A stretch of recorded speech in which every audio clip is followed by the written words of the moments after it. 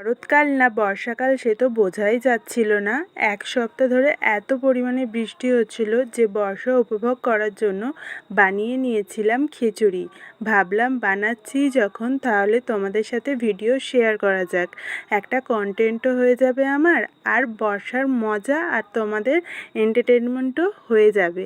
যারা আমার মতো খেতে ভালোবাসো অবশ্যই তাদের জন্য এই ভিডিওটা একটু অন্যরকম বানালাম এইবারে, কারণ আমি যতগুলো ক্লিপ নিয়েছিলাম সবগুলো 1 মিনিটের মধ্যে আসছিল না।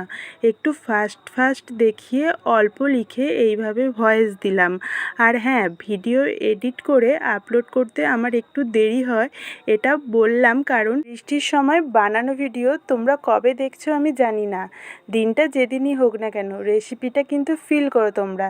ভিডিও এডিট করতে করতে আমার মতো তোমাদের জিভে জল আসছে কমেন্ট করে জানিও কিন্তু।